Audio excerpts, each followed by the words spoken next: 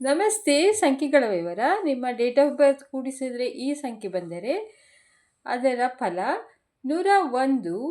ಈ ಸಂಖ್ಯೆ ಸಣ್ಣ ಪುಟ್ಟ ಗಳಿಕೆಯನ್ನು ಸೂಚಿಸುತ್ತದೆ. ಸೂರ್ಯ ಮತ್ತು ಕೇತು ಕಾಂಬಿನೇಷನ್ನು. ಸೂರ್ಯನ ಜಪ ಕೇತು ಜಪ ಮಾಡಿದರೆ ಒಳ್ಳೆಯದಾಗುತ್ತದೆ. 102 ಯಶಸ್ಸು ಬೇಗ ದೊರೆಯುತ್ತದೆ, ಆದರೆ ಆತ್ಮವಿಶ್ವಾಸ ಕಡಿಮೆ ಇರುತ್ತದೆ, ನಷ್ಟ ಆಗಬಹುದು. ಚಂದ್ರನ ಜಪ ಮಾಡಿ, ಸೂರ್ಯನ ಜಪ ಮಾಡಿ, ಗಣಪತಿ ಜಪ ಮಾಡಿ.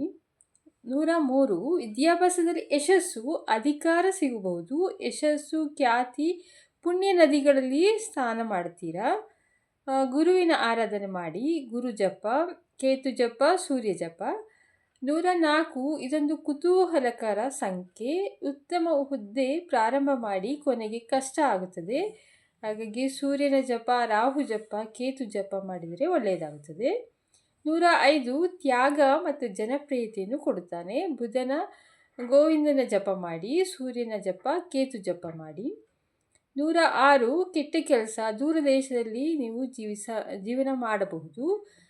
6 ಶುಕ್ರನ ಜಪ ಮಾಡಿ. 0 ಅಂದರೆ ಕೇತು ಗಣಪತಿ ಜಪ, ಸೂರ್ಯ 1, ಸೂರ್ಯನ ಜಪ ಮಾಡಿ. 107 ಕಷ್ಟ ಸುಖ ಕಡಿಮೆ ಇರುತ್ತದೆ. ಕೇತುವಿನ ಜಪ, ಸೂರ್ಯನ ಆರಾಧನೆ ಮಾಡಿದರೆ ಒಳ್ಳೆಯದು. 108 ಯಶಸ್ಸು ನೀಡೋ ಸಂಖ್ಯೆ, ಸಕ್ಸಸ್ ಸಿಗುತ್ತದೆ. ಶನಿಯ ಅಥವಾ ಹನುಮಂತನ ಜಪ ಮಾಡಿ, ಸೂರ್ಯ ಮತ್ತು ಕೇತುವಿನ ಜಪ ಮಾಡಿ ಒಳ್ಳೆಯದಾಗುತ್ತದೆ.